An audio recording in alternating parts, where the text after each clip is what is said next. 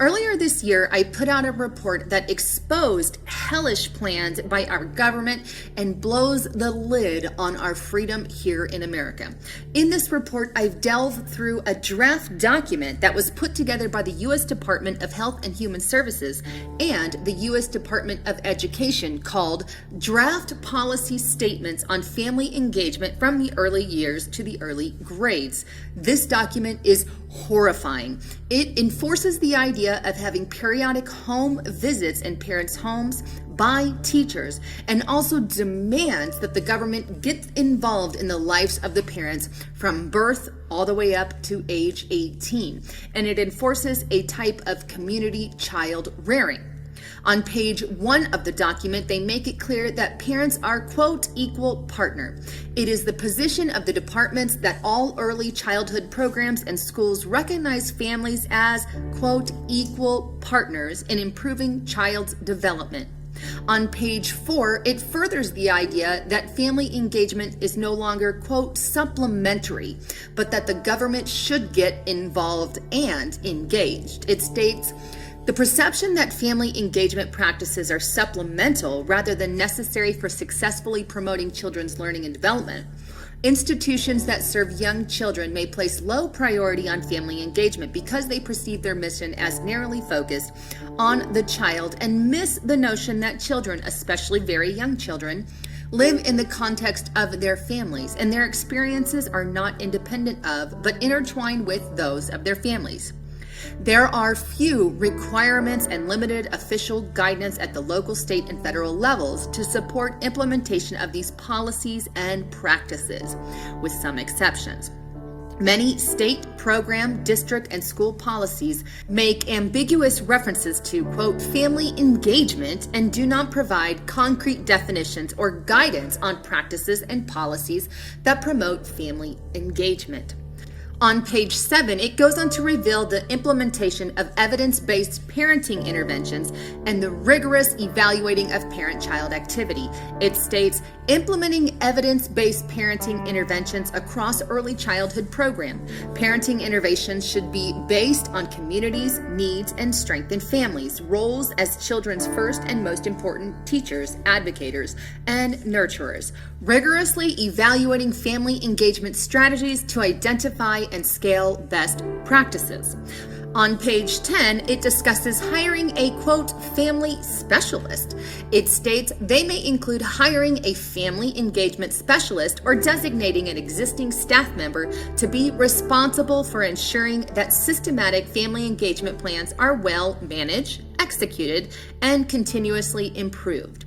This individual could facilitate technical assistance and staff professional development, coordinate family support services, including support for parenting, and refer families to social services. We all know how good they have been for the community. Page 13, and probably the most disturbing part of this document, states that to support ongoing relationship building with family, programs and schools should conduct periodic home visits so that teachers and families can get to know each other and communicate about the child's goals, strengths, communities, and progress. If home visits are not possible for all families, schools or programs should require that teachers or providers and families communicate at the beginning of the year to ensure the relationship in starting in a positive way. This document is horrifying, to say the least, but if you believe it won't happen here in America, guess again. It is already happening in places in the United Kingdom. According to www.christian.org.uk, kids are to face creepy questions under named person plan. This plan that Scotland plans on initiating sounds exactly like the draft you just heard about in America. This includes questioning children about their private lives, where they are asked to fill out intrusive questions about what goes on in their families. Younger children will be coaxed to divulge information through the use of cards, songs, and games, while other children will face a series of questions on their home life, their sexual health, and whether or not they feel close to their family members. The information will be stored in a school database, and then each child will be assigned a state guardian from birth to age 18 to look after the child's well-being. But that's not all they plan on intruding on. According to another report put out by the Christian Institute, the Welsh government plans to monitor church group, and they have launched a consultation on plans to regulate out-of-school education settings. This will include drama groups, music classes, any extracurricular activities, including church youth activities. Conservatives have warned that if this plan goes ahead in England, it could be used to punish Christians who teach the biblical definition of marriage. All this to say that the attack on family is going worldwide. Not only are we faced with problems here in America, but in the United Kingdom and abroad as well. What's their goal? Well, ultimately to control the family and have parents so afraid of government intrusion that they can't even raise their children appropriately. This is the ultimate attack not only on families, but also on Christian views. Thanks again for tuning in. This is Lisa Haven signing off.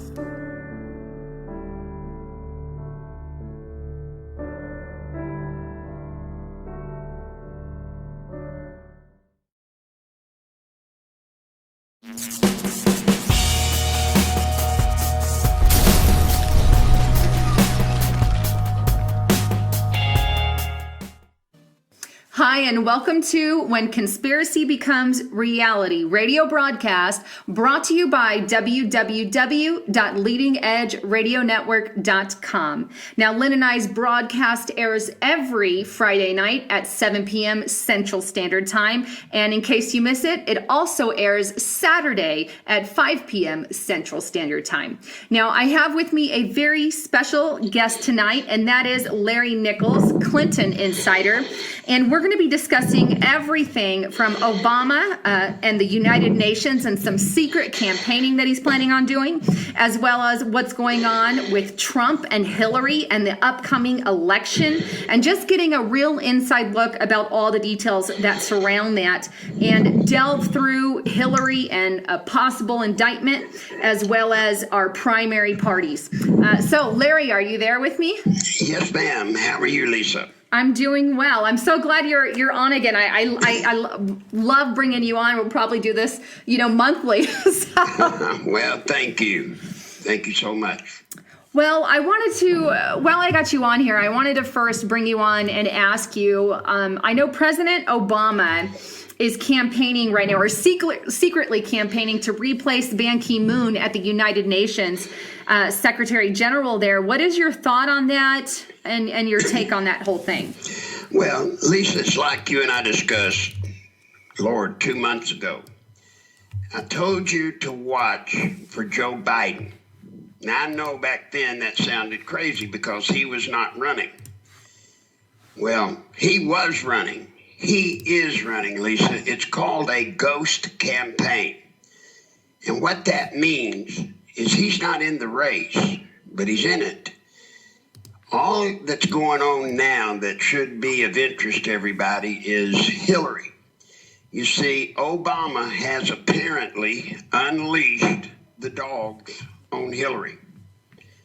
Now, you'll know Obama has already started vocally expressing he would love to be Secretary General of the United Nations. But how would he go about doing that? Now, that's where Joe Biden comes in. If Obama can get Loretta Lynch and the FBI to file a criminal indictment against Hillary, a federal criminal indictment against Hillary, she will be forced to suspend her campaign. When she does, guess what? He's got Biden ready to go, ready to go.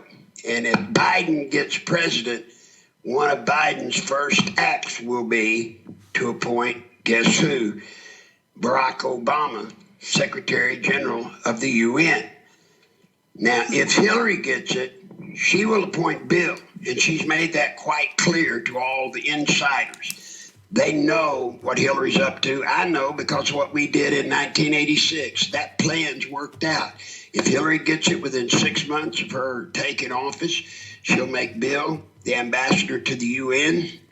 Within 6 months of that, because of the work they have done through the Clinton Foundation to grease the United Nations and all of those countries, smaller countries, he will be made the Secretary General. Then their dream will be complete. They'll be the most powerful couple in the history of the world. Yeah, obviously. Conversely, Obama sees being Secretary General of the United Nations, Lisa, that would make him the overall leader of Islam worldwide. And I know that they're waiting on a leader, at least, with Islam, they've got some people, picked out for that. So I think, they've definitely got something up their sleeves. Now you had mentioned that if Hillary gets this, then Bill could get that position. She can appoint Bill to that position. It's a very powerful position. And the United Nations has a lot of power. It's the New World Order government control type of thing. And then you also said if Joe Biden gets in, he can appoint Obama for that. Now, I know that we kind of talked briefly on this. How would you think that Joe Biden could get in to do that? How would he, since he's not going for presidency yet, can you explain to viewers how it's possible Joe Biden can get in? Well, all Joe Biden has to do, Lisa, is sit back. There's no reason for Joe Biden to get in the race for president now. He needs to wait until Hillary is forced to step down in the race. At that point, then he will get in. Now, let me say this, then he would run against Sanders. And that's if Hillary steps down because of an indictment, correct? A federal criminal indictment. So you have to include all those words because that's what will force her to have to step down. Now, if it works out the way they have it planned or the way they would love it to go, which would be perfect, is Hillary would run all the way through the primary. She would win. She is now the nominee. And then comes the federal criminal indictment. Then she's forced to step down. And at that point, the Democratic Party Executive Committee will decide and pick the candidate that will be leading their party for president. So she would get it that way. So there's two ways. Number one, if she gets indicted earlier, Biden would have to run a little bit of a campaign against Sanders. But if they can hold it off until she wins the primary, then the executive committee will pick him. Okay. And so Joe Biden can be picked through an executive committee to basically take her place as through the candidacy, through the election. Is that right? Yes, she would become, if a candidate, just so that everybody knows the rules, in the Democratic Party, if the candidate they choose through the primary process is forced to step down, then it's incumbent upon the executive committee to choose who will be the replacement candidate. And of course, that would be Joe Biden. Wow. So I see what you mean by ghost. Definitely. I sure the heck hope he doesn't come up and overtake the election, so to speak. Now, I know in our earlier recording, just to clear with everybody, all the listeners, you had stated that you thought that Hillary would win the election. And so, but that's if she doesn't get indicted. Right. Yeah. But if she gets indicted, then it can obviously go another way, correct? If she gets indicted, she has to suspend her campaign. She can't run under a federal criminal indictment. Right. She has to step down then or set aside her campaign until that's resolved. But of course, a federal criminal indictment would take months and years before it ever was adjudicated, so she'd never get back in. Got ya.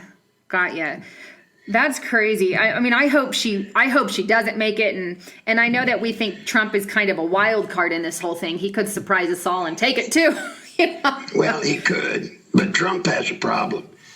And it's something that we need to share with your audience.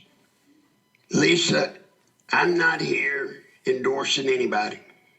That's not what I do. Right. But know this, that if members of this audience want to vote for Donald Trump, Ted Cruz, Rand Paul, whomever, if they are not registered now as a Republican and have to register to be able to vote in the Republican primary, here is the catch-22. Here is the trick that Karl Rove and the RNC has for them.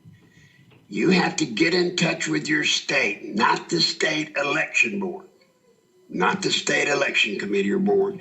You have to get in touch with the state party rules, and it will tell you when you must register as a Republican to be able to vote in this primary. For example, I had a lady call me. She's in New Jersey. She was going to vote Republican so she could vote for Trump.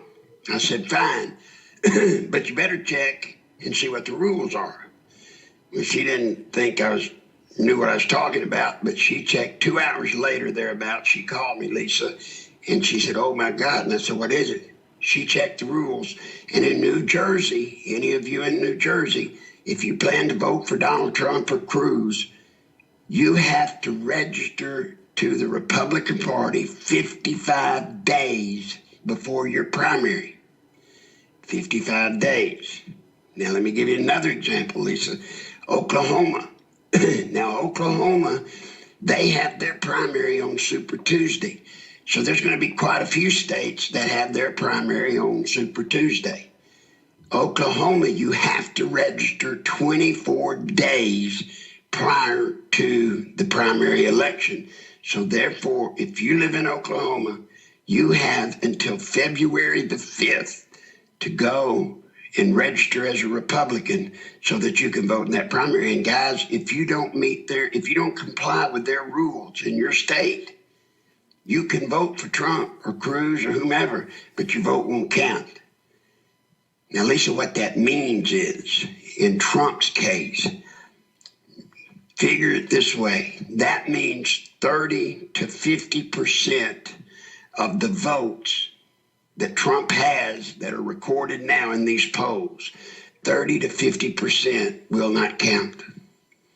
Right, because you have to have, or Republican will vote for their Republican candidate and Democrat for their Democratic candidate. But in this case, there's actually a lot of Democrats who are wanting to vote for, say, Trump and even Cruz. So it's a really good point. If they want to be able to vote that way, then they need to take that into consideration. Absolutely.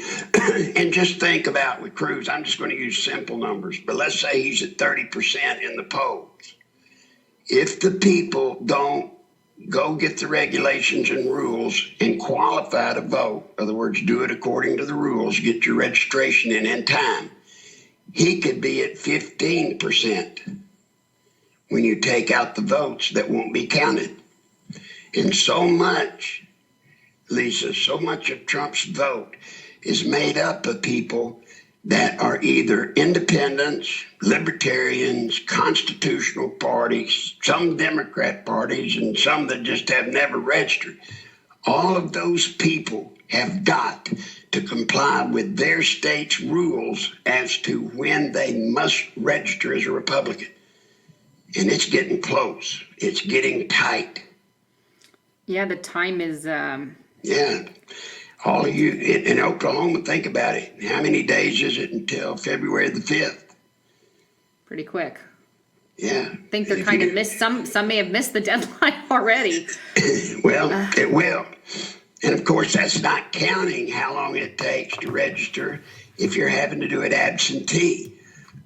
So obviously, a lot of the military people, they're not going to be able to register as Republicans in time to be able to get their vote counted. It's rigged, Lisa.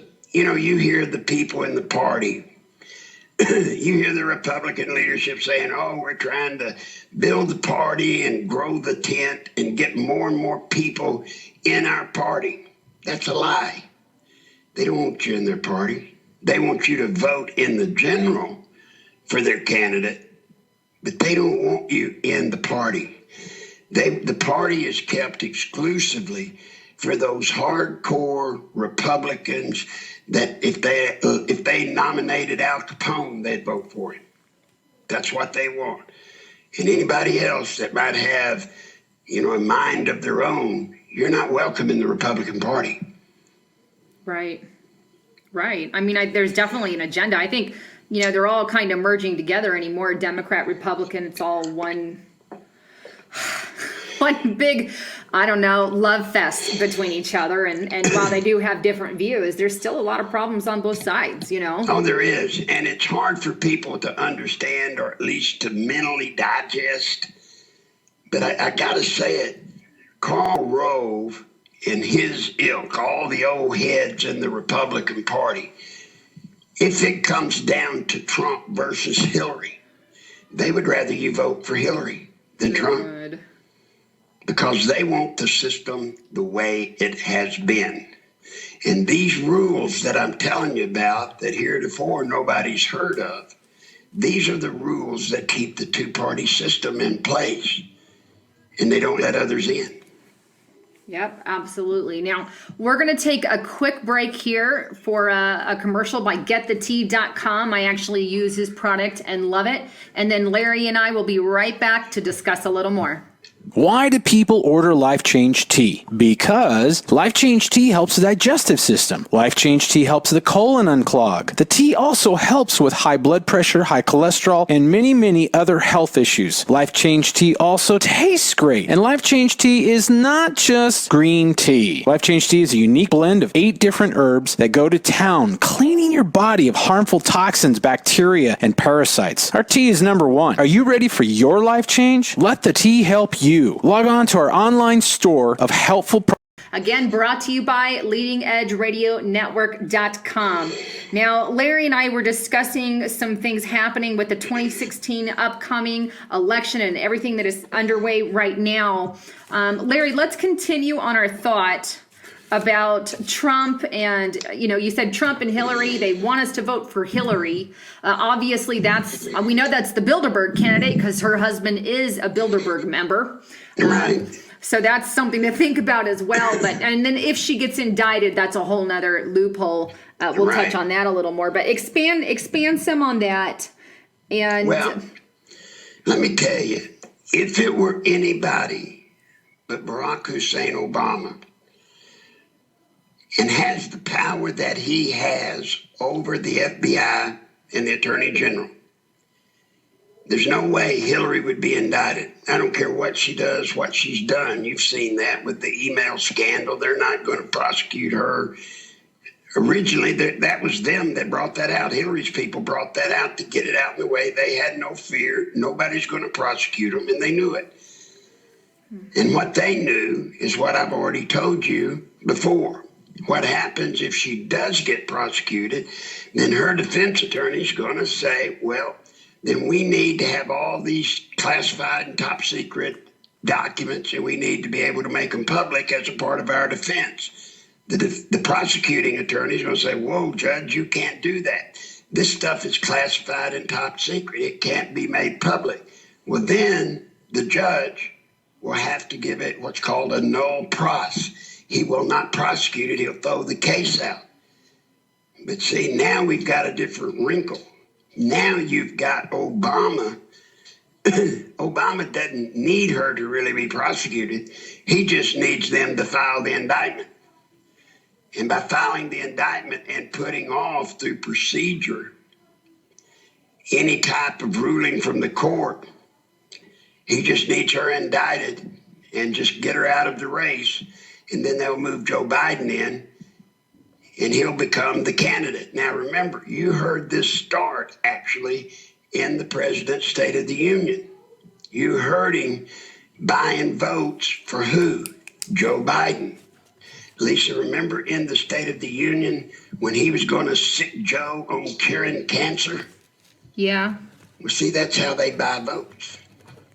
That's how anybody that's out there that has cancer He's saying that they're going to cure it with Joe behind the wheel. You know, Joe getting on it. They're going to cure cancer in 2 years. Well, think about it. At least anybody that's suffering from that has no hope. Well, they're going to try to get Biden in, even though they probably know it's a lie, but they still have to have hope. Well, that and all their loved ones. A lot of people will vote for Biden just so that he may find that cure for them. And he did kind of give him an awkward look at that State of the Union. I wanted to throw up. I know. Because it was lie after lie. The economy's good. We're the best economy in the world. And I don't know, maybe that's true. But if that's the case, then the world is in hell over high water. Yeah. You know, it's the same old for both parties. It's the same thing that it's been for years and years and years. They're not going to tell you the truth. But they worked it. I know. And if anybody thinks the economy's in great shape, like he said, just get out and walk up and down your neighborhood. Right. Everybody in their neighborhood, I guarantee you will not go many houses up and down your street until you find some family that's out of work, some family member that's laid off or underemployed. You'll find it everywhere. And in a thriving economy, that's not the case. Absolutely. And that's, I mean, the stocks have, in the past 10 days alone, the Dow has dropped 1,500 points. Yep. We have the Royal World Bank or Royal Bank of, is it Scotland? Mm-hmm. That just made that announcement about, you know, we're looking at a cataclysmic 2016 year and that people need to sell things because the economy is going to go haywire. And so that whole thing is something, you know, he's just a liar. That's just the truth of it. And I think, you know, people are starting to see right through it. But if we go back and say, you know, I know that there's two ways this can go, at least two ways that we're foreseeing or that you foresee now is if Hillary doesn't get indicted, there's a chance she can make presidency. I hope that doesn't happen. The other way is if she does get indicted, then it would work in Obama's favor if Joe Biden got in because he could put Obama up for the UN, right? Right. To overtake Ban Ki-moon. Now, what do you foresee, just hypothetically, I guess, because we don't know yet, if Obama gets that role and he comes more public with it? Right now it's just all behind closed doors kind of a thing, secrecy. But if he goes public with it, what do you foresee happening at the UN? Is it going to be as bad as what he did here in America? Oh, absolutely. Absolutely. Just imagine, Lisa, look at the United States. Since Obama has been made president, look how Islam has spread. Look how it's grown. All right? Just in the United States. Now, imagine that worldwide. Right. Imagine what Obama can do for ISIS, Al-Qaeda, for Iran. Look what he could do as Secretary General for Islam. My God, he could turn the whole globe on its ear and make it very hard for Christians anywhere in the world. Look, this is serious.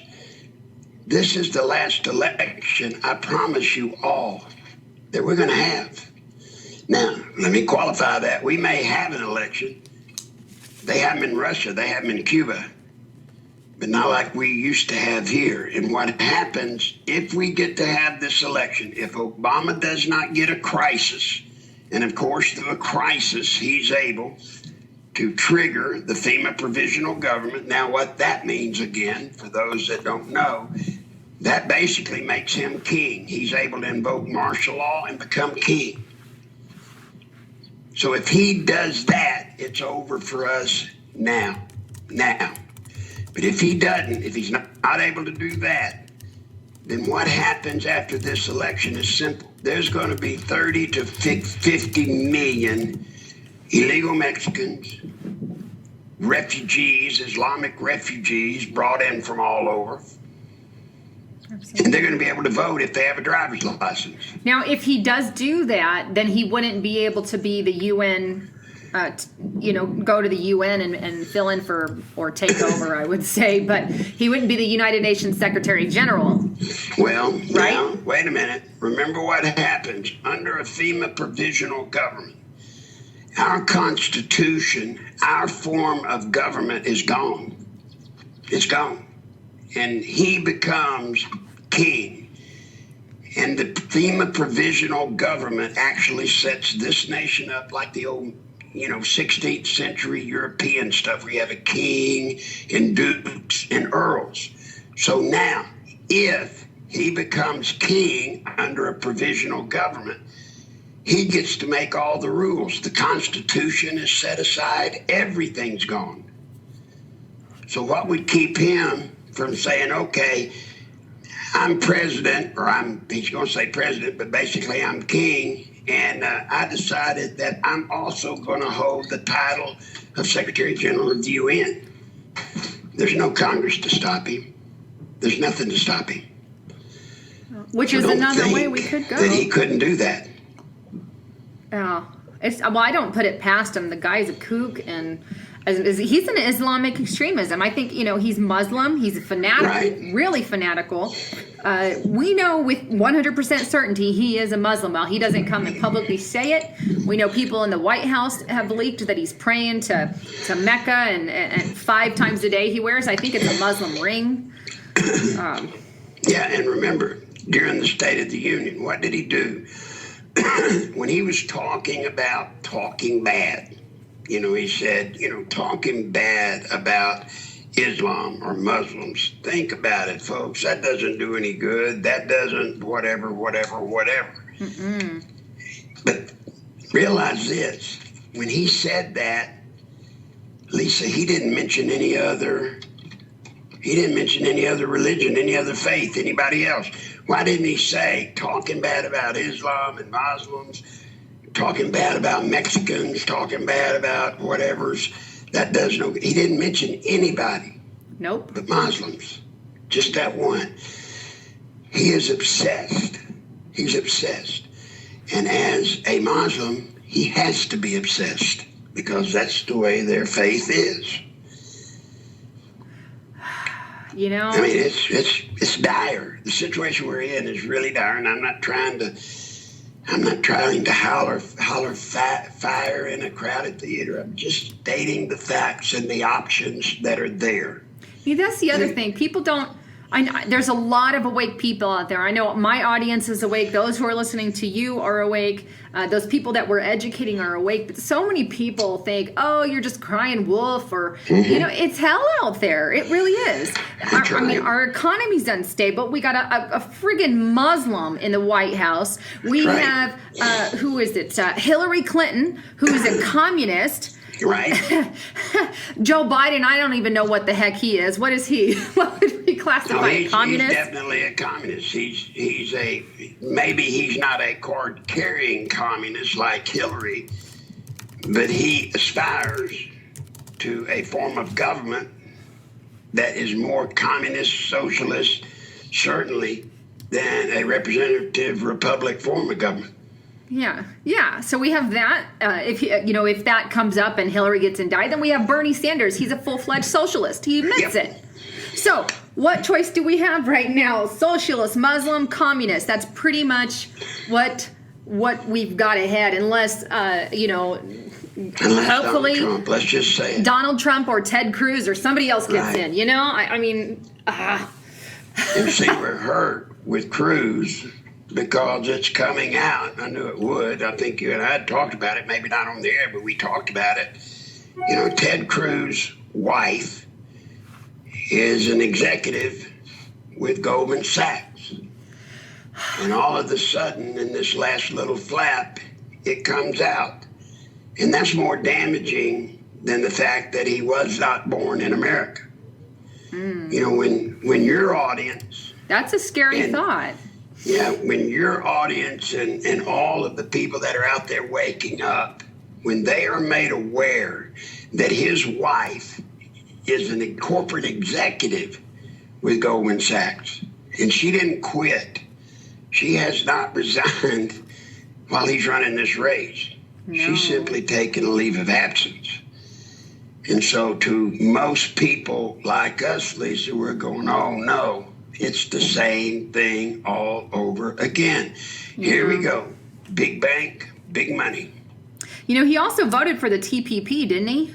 Mm-hmm. Cruz, and that ticked me off a lot when Cruz did that. I'm like, really? Of all the things you're going to vote for this global trade agreement with buttloads of copyright to try to set media down. That's why I'm skeptical of him. But I mean, all the candidates, Trump and all of them, have something that you're not going to like or you're leery about. Trump ain't perfect either. None of them are. But Trump we don't have much. With one thing that we've never had before. He's the one person in this race, the one person that breaks the model of the system that's ruled us for years and years and years. He has the money on his own to pay for his election. And Donald Trump doesn't hide the fact that he's rich. To my knowledge, as you look at him, he's pretty much open book on all of it. Oh, he is. That's good. Well, let's take a quick break, real quick, Larry, and we're going to come right back and we'll finish our discussion on Donald Trump.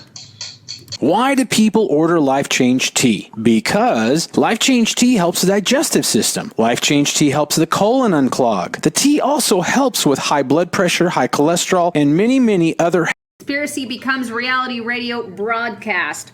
And I have with me Larry Nichols, and we were discussing some of the things with Donald Trump, talking about how he funds his own campaign. And you know what? That's a good thing.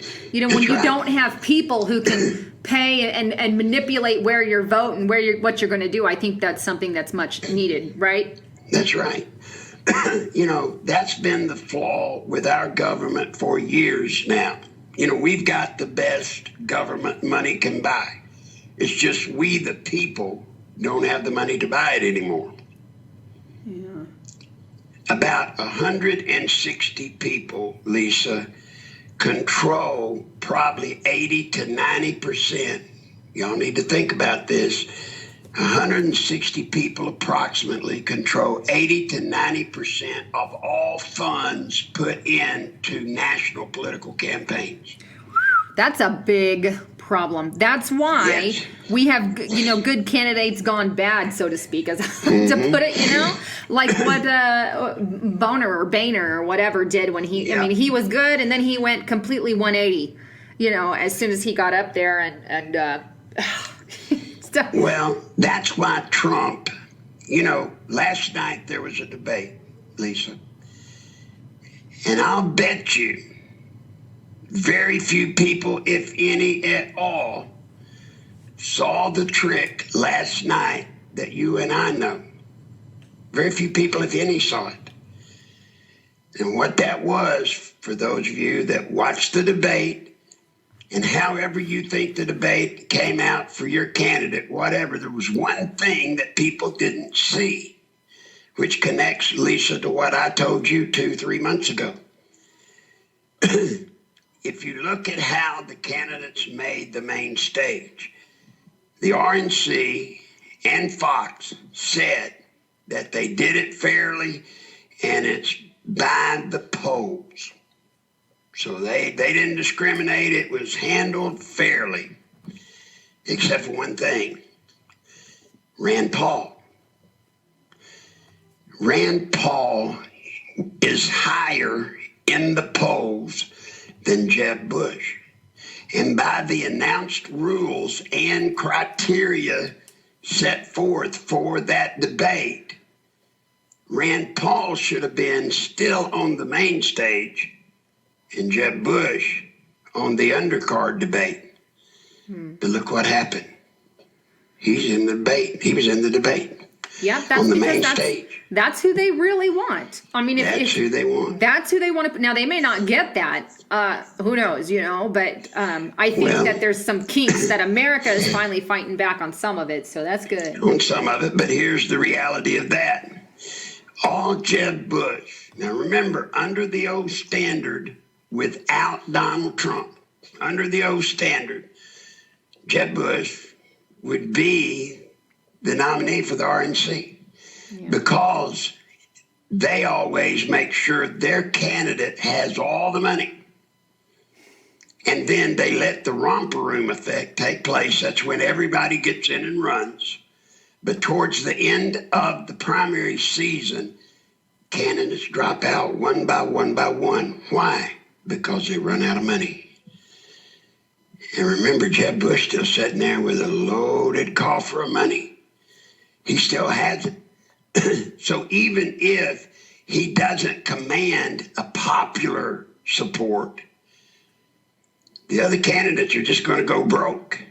You know, it costs a lot of money for a national campaign. And think about what these candidates are spending, Lisa, just in Iowa and New Hampshire. Even if they're not buying ads, think what they're having to spend as far as plane tickets, buses, you name it. They're spending millions of dollars in Iowa and New Hampshire. And when they get through with these two, either they get a big boost, and therefore they're in the running seriously, and then those 160 people start putting money in their campaigns, or they're out. And we can love a candidate to death. We can love them. What are you talking about? The people can really love a candidate. But if he doesn't have money, he can't stay the course. They've got to spend what they're spending in New Hampshire and Iowa in every state in the union. And then what happens, as you know, you start doing flyovers. Candidates towards the end of the primary season, they have to start looking at what states they don't think they can win, and so they don't spend a dime in them. Nothing. They fly over them and go to the state that they think they got a shot at. And then what happens is they go to state after state that they think they have a shot and just hope that by a victory here, a victory there, people will start back contributing to them. But they don't. Yeah. So Jeb Bush is very much in this race. Now, he may not get it because I think he's doing very poorly at handling himself. He's blowing it. And therefore, they're liable to put their faith now in like a Rubio or a Christie. And I don't like either of those. I'm sorry. Well, I know. But you see, that's the thing about the money. You and I and what we like and what we believe, we have very little say about it because it's the ones that put the money in that pick the people that we get to vote for. It makes you sick, don't it? Uh-huh. That's why I say Trump. Now, there's no doubt if Donald Trump wins the general election, if he goes all the way and wins, when he gets to Washington, he's going to run in to Congress. He's going to run in to the Supreme Court, and they're going to fight him tooth and nail. And what he thinks and says he can do now, he's going to find out he's going to run into a brick wall. But Donald Trump will do the one thing we need, I believe, and he will endorse putting the power back to the states' rights. And that's the only hope we've got, states' rights. And I hope if he gets in there, I hope that is what happens. I'm just, I think we're just at that critical point. If something ain't done with this election and we get another Hillary in there or Joe Biden or, a Jeb, for heaven's sakes, or somebody like them, then I think we're in a lot of trouble. I mean, seriously. That's why I'm telling you. And I don't even know if it'll be to the point where we can reverse it. I mean, you think it will still be reversible if somebody like that gets in? No, that's why I say this is our last election. Boy. There may be other elections, but your vote, my vote, the average American, the average everyday middle-class American will not be relevant in the next election. Just won't. So I say to everybody, get active. And the first thing you must do, please, every one of you, if you're not registered as a Republican from the last election, get in there and register as a Republican now. Find out the rules. And if you don't find out the rules, just go ahead and register now. Because if you miss the cutoff, your vote will not count. And we're doomed. Absolutely. Now, Larry, let me just share real quick. If you guys would like, Larry, we have donations that go to Larry at his PayPal account.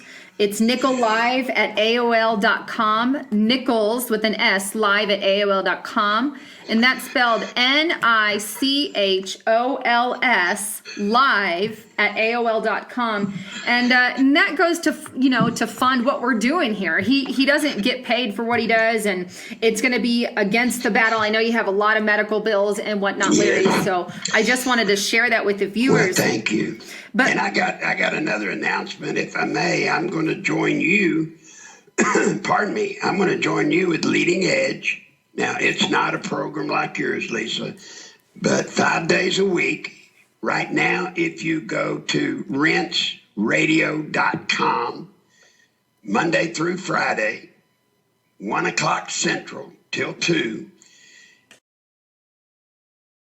BJ Soper, one of the 5 founders of Patriots. You guys all know a lot of this. And what I want to talk to you today is about how You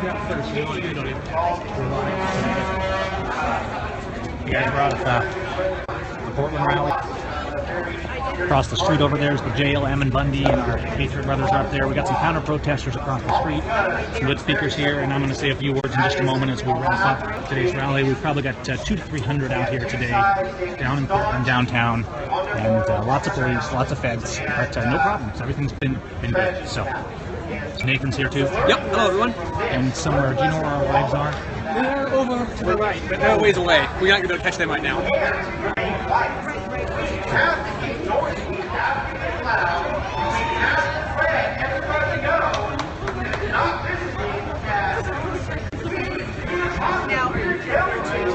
Oh, it's right there. Yeah, back there. Okay, thanks.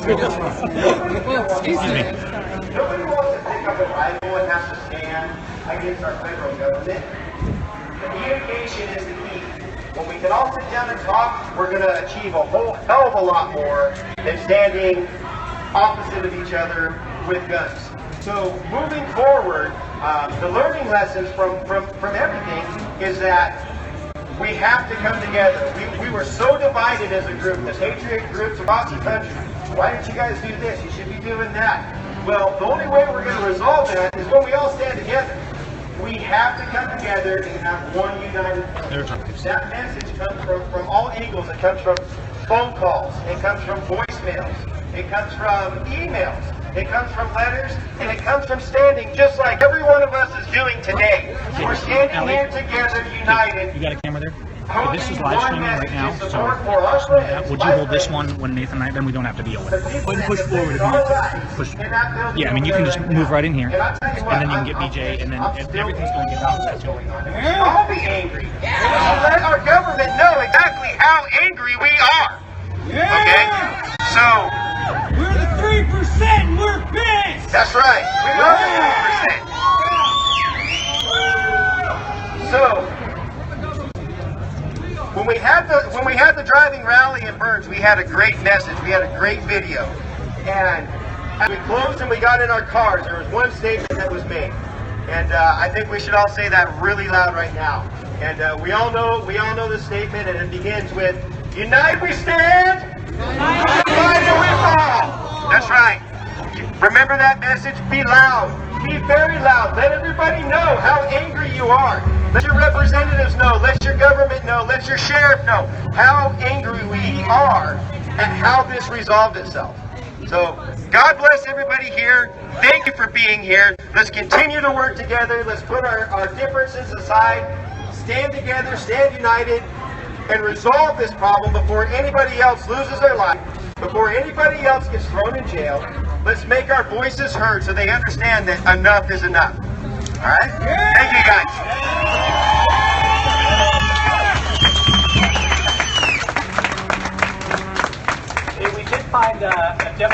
here for Sherry Renato. So come claim that if you're here, okay? And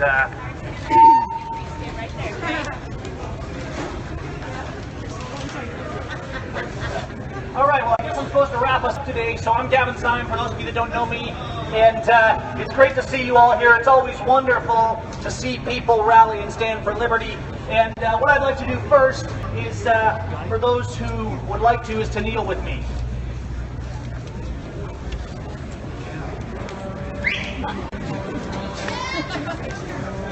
Father, I want to first pray for those across the road from us. I want to ask that you open our hearts, that we can unite in liberty, and that we can love our neighbor as ourselves, and that we can stand by for justice for all, rather than always fighting and opposing one another. I want to pray for our nation, God, that you open our hearts and remove the blindness and grant us repentance so that we can stand with liberty. We can stand for the liberty that Lavoie and Ammon and the patriots across this nation since it was founded have stood for. We're flawed, and we failed in so many ways, and we failed to defend the weak and the fatherless and the widow.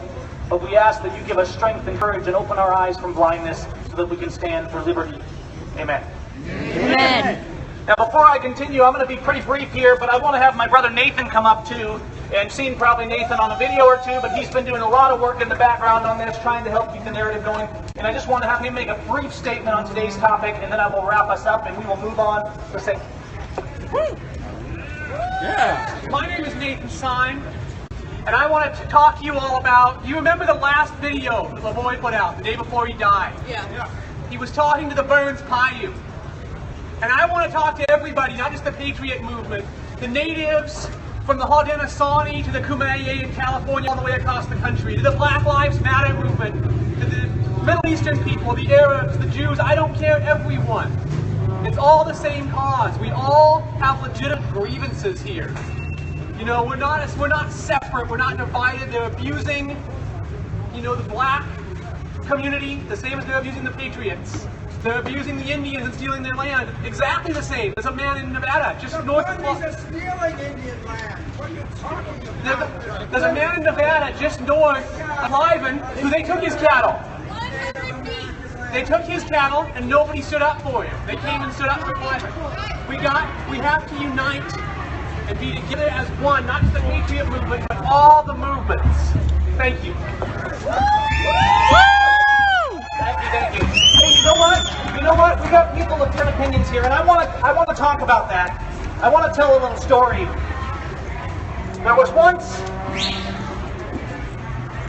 a tyrant prince, and he had people that were dissatisfied with his reign, and he wanted him and his bureaucrats to control them. And so he said, well, what we need to do is we need to divide them one against the other. We need to divide the eye colors, and we need to divide the beliefs and the races, and those who go to churches with tall steeples and those who go to churches with short steeples, and we need to divide people against one another. Friends, we need to unite in liberty. We don't unite by standing with tyrants, we unite by standing against them on principle and for peace. As we stood on this corner down here, I saw a building, and on its walls was engraved the word Justice Center. And I cannot think of a place more unjust than this place. We scrap and we fight and we worry about terrorists and ISIS funded by our own government, and we worry about the people coming down our streets. Well, if ISIS comes down our street, nobody's going to fault me for defending myself. But if my government comes down the street, I become the terrorist. You see, I don't care. As a Christian, I have my firm resolve in my beliefs, and I'll tell that to everyone. But if someone is of another faith, or if they're Muslim, or even if I completely disagree with them, as long as they're not violating the rights of another, I will be defending their rights as well.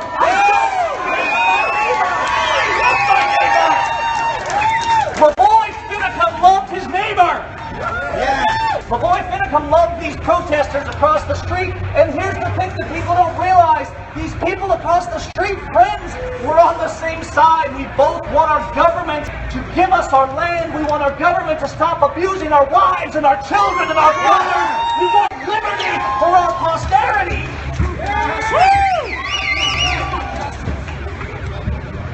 We have to stand up because we did this to this nation. We allowed a government of terrorists. And let's be clear, we see news stories and we share posts about ISIS, and we say, look at these terrorists. Friends, have you ever noticed that these black robe tyrants look very similar? The greatest terrorists in this nation sit in that courtroom down the street. We terrorize the innocent and the widow and the fatherless and the weak and those who cannot defend themselves. We lock them in cages. We destroy their lives for nothing. The black and the Indian and the Mexican and the white, anyone is not safe from the hands of a tyrant prince.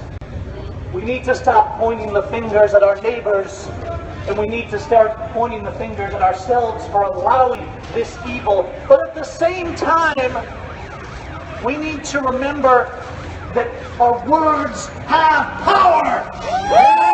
We need to stop compromising our words. We need to stop saying, well, I don't agree with them, but I'm going to try and work within the system. You do not work within evil. You work within righteousness. You do not work within tyranny. You work within principle. You do not work within hate. You work within love. And I think Jesus said it best. He said, this is law. You love God and you love your neighbor as yourself. And this fundamental principle is where our Constitution comes from. Loving your neighbor as yourself, because when you love your neighbor as yourself, you cannot abuse your neighbor. And this carries forth into the principles of law, life, liberty, and property equally for all. We hold these truths to be self-evident. And so as I close, and I hope we'll move on to Salem and keep the message going, we need to remember that our voice has power, that our words have power. We do not be silent. We do not stand still. We defend our neighbor.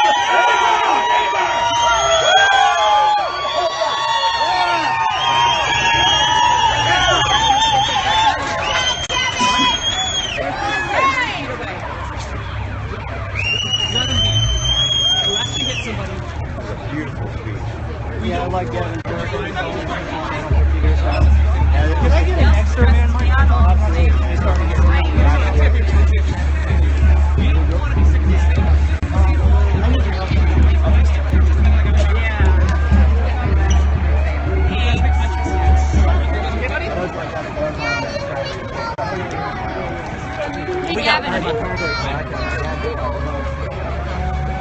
Okay. Here, you can hang on. I got it. I'm good. Thank you. Here, let's just move over here. You good?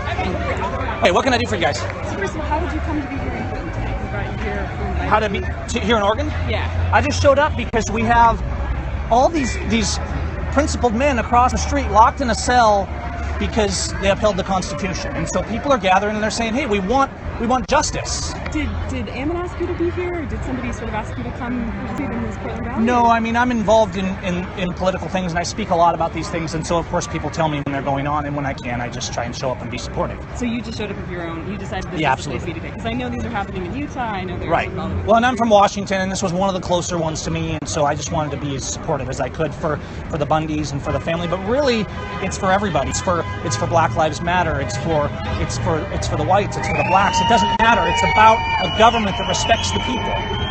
So I heard you compare the federal judges in these courts here Right. to terrorists. Right. Can you tell me what you mean by that? Well, a terrorist is someone who uses threats of extortion and violence to get their way, and that's exactly what our court system and our justice system has done all across this nation. Everything you do, right down to the humble traffic ticket, is essentially a death penalty if you resist. And so all the way up to the federal courts, they say this is law, this is politeness, this is order, but there is no law. Our Constitution is the law.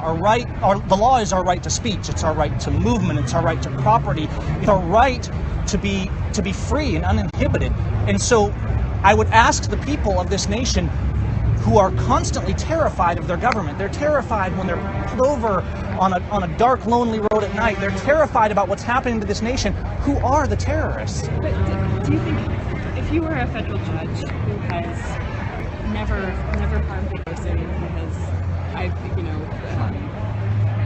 acted lawfully and does your best to interpret the law, don't you think that You know, be an extremely offensive comparison. absolutely not. I cannot think of someone in this nation who has harmed more people than a federal judge. The law is this Constitution. They don't get to interpret it. They get to uphold that law and defend people's rights. Right, And what's but I mean, happening the is... comparison is of people who are literally beheading people, you know, and... Do you know how many people our government killed? How many American people on our soil they killed last year in 2015? About 1,200. And I don't know the numbers of how many people were beheaded by ISIS. And don't get me wrong, I mean, they're wicked as well. But terrorism is terrorism. And so here it takes the shape of politeness and large, grand buildings and iron cells. And there it takes the shape of immediate violence, which is more grotesque to our eyes. But both of them shock the conscience when families are torn apart and fathers are locked in jail, when there is no victim, when there is nobody to come in court and say, I was harmed. The victim has become the state. And what's happened, just as they killed Lavoy Finicum, they are saying, we the state are the power, you are the subject. Can you state your name and your title for us? I'm Gavin Syme, and I'm just a Christian and a patriot and somebody that believes in loving my neighbor. So you see the government and the federal court system very, very literally as tyrannical. They are very literally as tyrannical. The law is very explicit. The law says, for example, under Article 1, Section 8, Clause 17, that the federal government cannot own land like the Malheur Wildlife Refuge. And of course, that's just one part of the message. Ammon Bundy, it wasn't just about a wildlife refuge. It was about not terrorizing farmers. It was about keeping the land where it belongs. It was about state rights. It was about individual rights. I'm not ignoring you. I'm just trying to find I know my how it lens. works. Cover in the rain. Yeah, I know. Like, oh, crap, this is not good. So at the end of the day, you know, people say, well, it's a shocking thing to call a judge a terrorist. Most people are terrified to go even into a courtroom to observe. And I would challenge anybody who does not believe me to go into their court and to watch and to observe what's happening in these courtrooms and watch the terror in people's eyes and on their faces and feel the terror that they're put under by this justice system. A justice system that's supposed to be upholding the principles of life, liberty, and property. That's the only job of our government, is to defend that equally. So I hope that answers the question. It does. Thank you for taking the time to talk to me. I appreciate it. Appreciate it. Do you have any affiliation either with cows or with any of the... I've worked with some of the cows people, and you know, I work with anyone who's standing up for liberty. So yeah. Thank you. That's not on. Oh yeah, it is. Hey, okay guys, we're clean up. The rain just came, so our timing is perfect, and we're going to move on to Salem and have a rally down there. And there's our wives over there, and Nathan. Hey, thank you. Appreciate it. Thank you.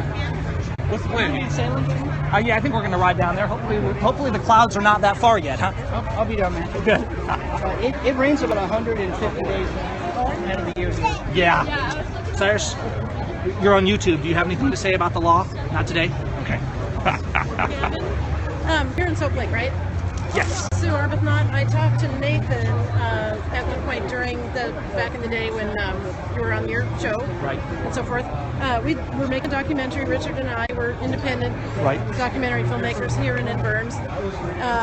We'd love to talk with you at some point about that event and how you were able to. Yeah, get in touch. You can email me. You can also get a hold of Nathan, and we're together all the time. Okay. Yeah, and so we might just. Well, that's come up your rare. way. Well, except for when they put it out online. So. I don't know how That's I one of got our it, cards, but- so you can check up on what we do. It's not that hard to get. It's not really that hard to get a hold. We love the area. Actually, I worked on the Grand Coulee Dam laser light show. Oh, cool. Did you see that? Oh, yeah. Okay. You knew it? Yeah, I just saw it last year. Oh, you did? Okay. Because it just opened It's last nice. year. Yeah, it's really cool. So we want to come up and talk with you. Absolutely. Okay, Good to perfect. meet you guys. Thank you. Thank you. Where's the organizers? Let's find the organizers. He's at the window? What? What? Just a minute. We will soon. Be patient. Where's your wife? We don't want to lose people. We got a lot of. We're gonna help the Portland Police Department out. We're gonna file by peacefully with no words. Just move right on your vehicles. We know our meeting place. Let's show some good support. Okay, where's for the job they've done. We're gonna keep this rolling for now, guys. Hand, give me a hand, buddy. You got your wife, Nathan? Thank you. Have a good day. having a good day too. Thanks for making it so peaceful. Thank you. Thank you for helping. Please defend the peace. Let's communicate about how we're going to go. Break this up here. Be heading out here.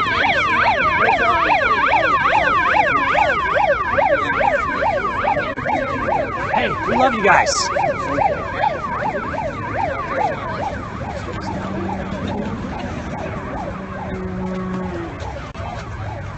Just listening. I thought I heard something. Gavin, I don't even know you. I have stuff for. I'm never going to see. I need to find Lisa Bundy. I have stuff that she knows she's going to get. Have you seen her around here? I have not seen her. I don't know where she is.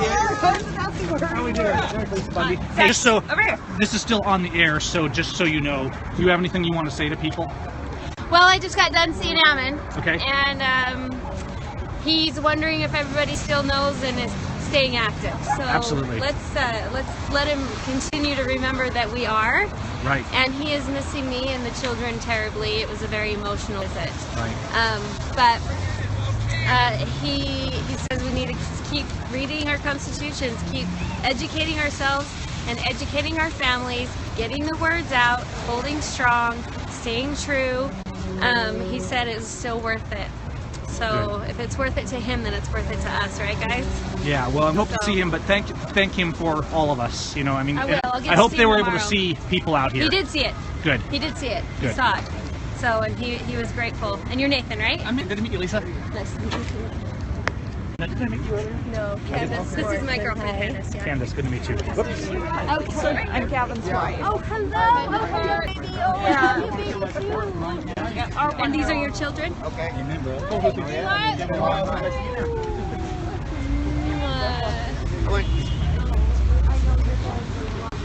Trying to clear it out here.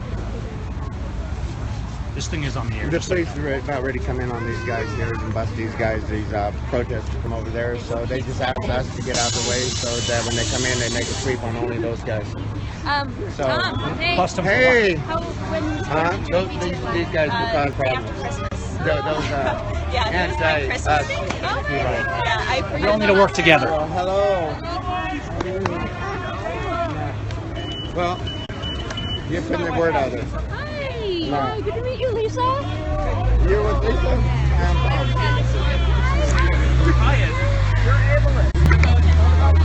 Hey, I just want to shout out to Kelly and April for organizing this. I don't see them around here right now, but you girls did a great job. So thank you for putting this together. People are stepping out. Keep the message going.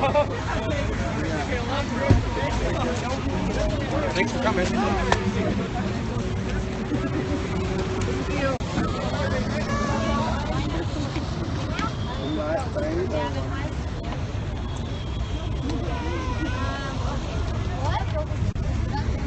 City Hall. Right there. Oh, they're trying to move us away from the sheriff, so.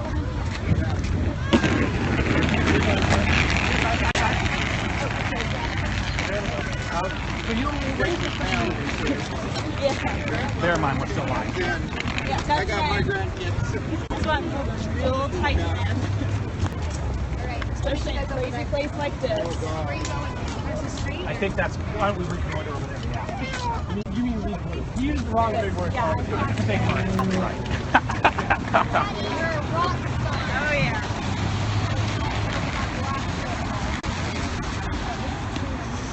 Okay, let's go.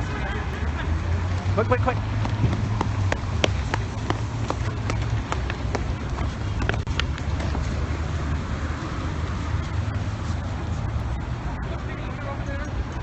I don't know. I got some impression that they were going to try and.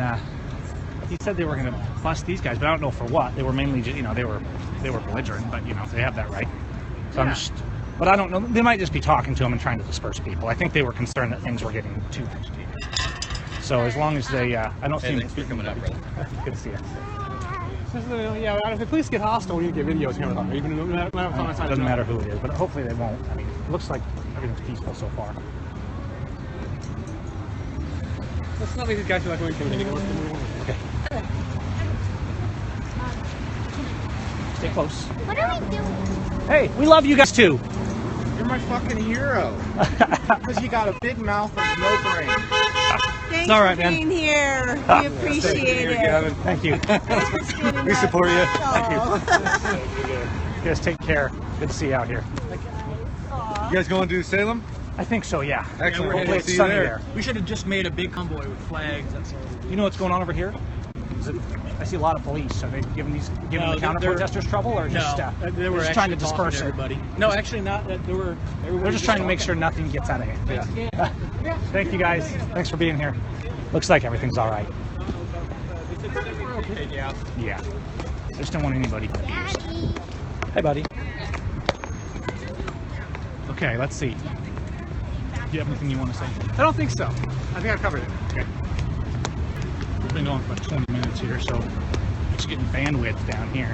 Okay, so this building, this is, I don't know what they call this park, but right over here, this is the terrorist center right across here. They call it the Justice Center, but this is where they terrorize and abuse and extort the innocent in our nation today.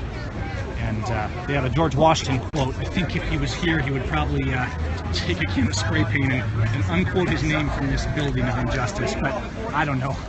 He'd probably be arrested for that. But yeah. Okay.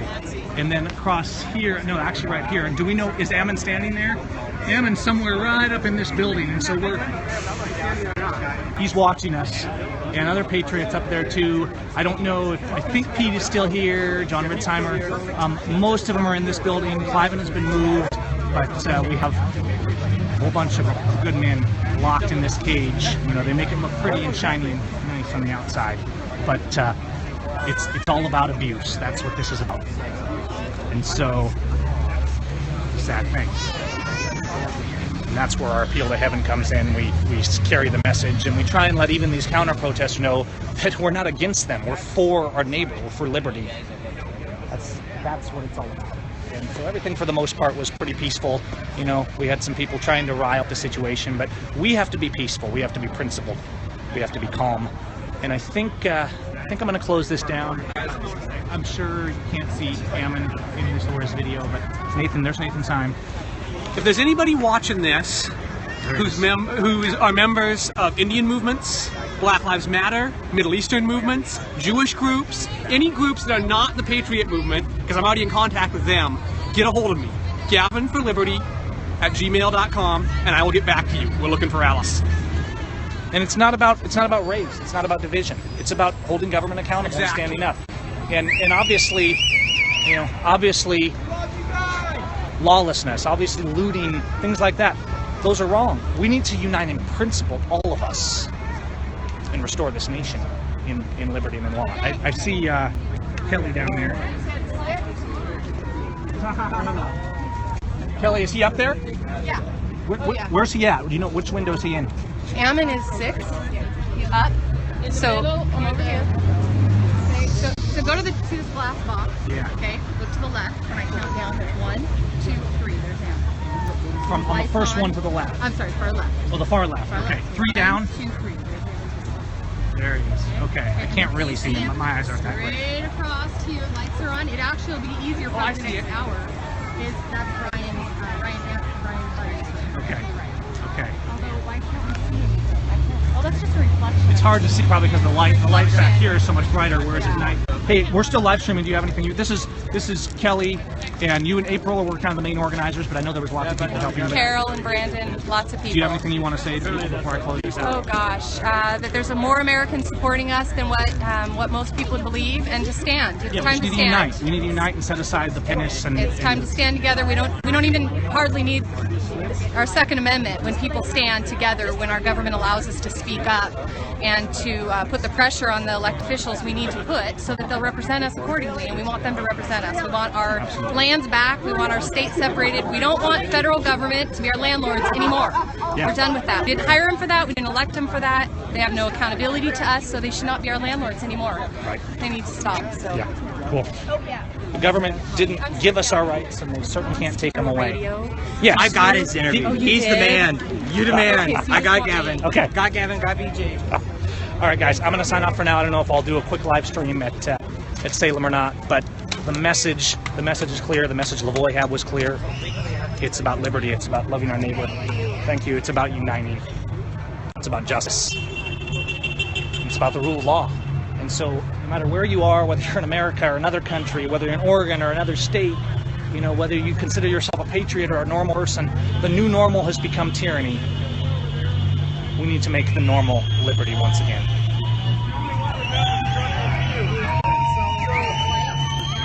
According to that picture that the Bundys posted, that's the corner they were on. We're just over there. We had people waving out the windows on that. I think it might be him because it looks just like that same picture. It doesn't have a flagpole in it. It doesn't have one person to another. Thank you. Appreciate it. Thank you. I've been watching you, and I hope there's more people that watch you. From a guy who knows about military history during the Nazi occupation, I've seen it happen again. Right. So, yeah, we got to keep standing. I don't know what we can do to educate our young people, because like my daughter's 16 going to high school, they don't talk about history. Get them out of those public schools, man. I mean, I know. Like, you know, teach them. Those are the indoctrination centers now.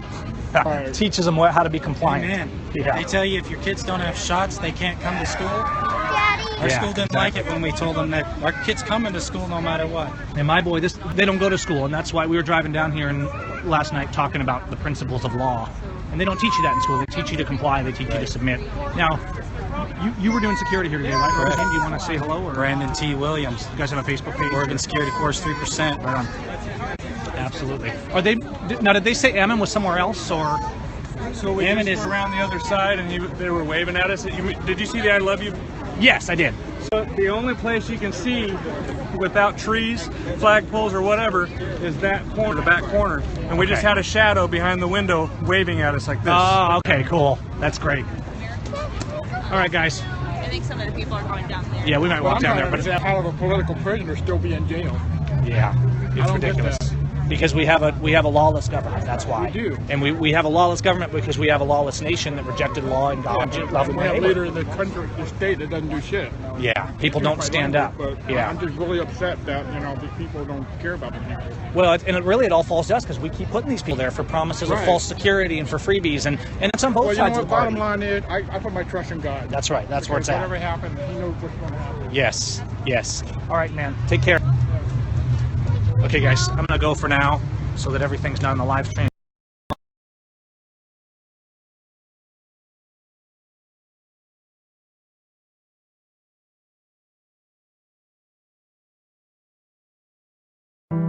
When the powder cleared that April morning in Lexington, and the British soldiers moved on to Concord, where another battle ensued, eventually driving them back down the road towards Lexington. The British had drawn blood, and they had attacked the civilianry.